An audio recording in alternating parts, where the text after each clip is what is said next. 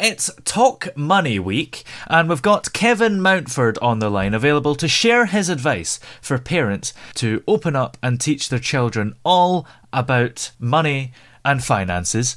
And how are you, Kevin, by the way? Yeah, I'm good, thank you. Yourself? I'm very well, thank you. Now, Excellent. it's interesting because there's been some research that's quite surprising because children don't understand how taxes work and pensions work, but they also don't understand how mortgages work. But that's actually the lowest percentage, isn't it? Which surprises me because I think it's a classic example of how, they don't teach about mortgages in school. But according to this research, most children know a bit about them. Yeah, so the research was carried out. We have Talk Money Week, which runs from November the 7th to the 11th, which is literally trying to get us to open up to money matters.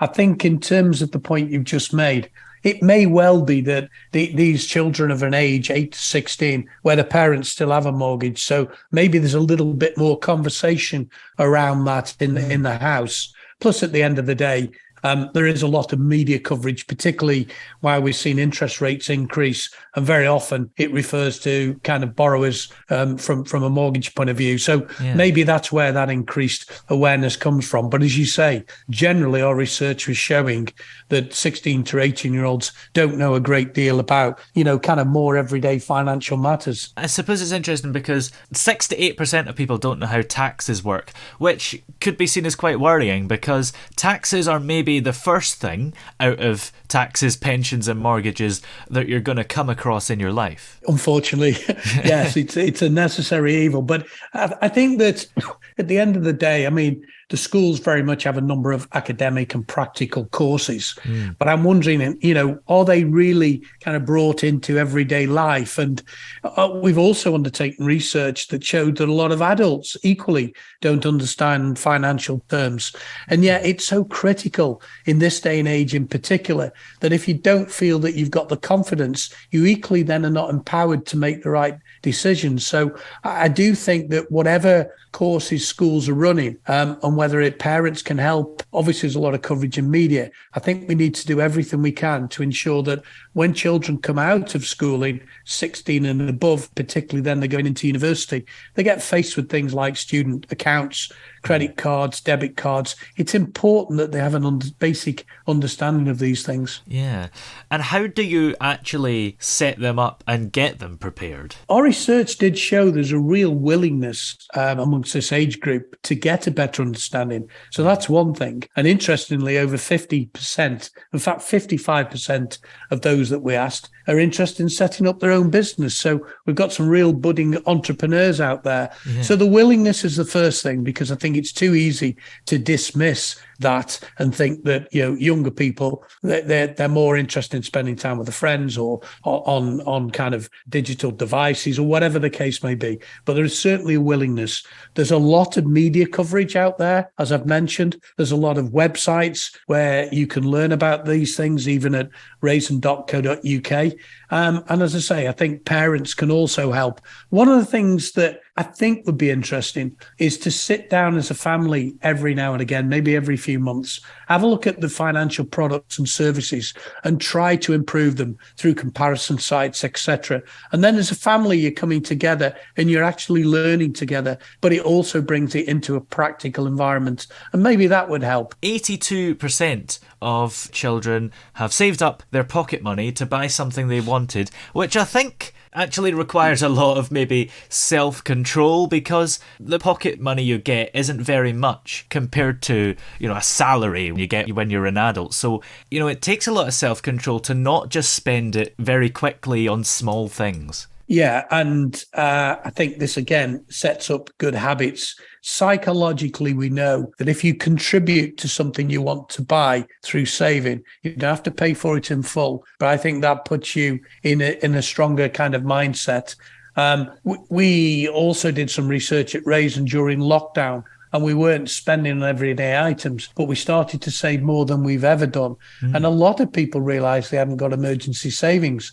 So thankfully, they did build up a pot of money, and that's been put to good use because of obviously the increased pressure with on the household budget at the moment because of cost of living.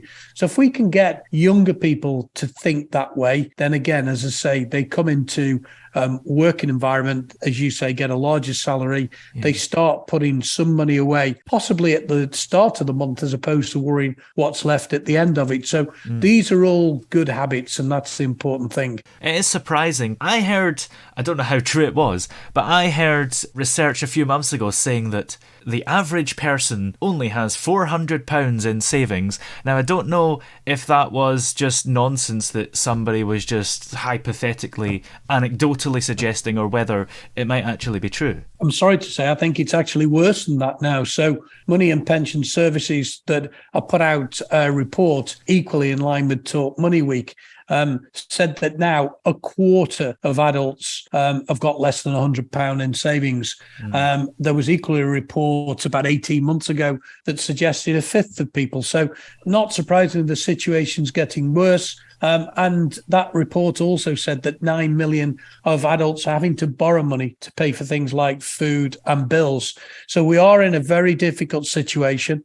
And I think, first of all, that financial awareness around different terminology will empower us to make decisions.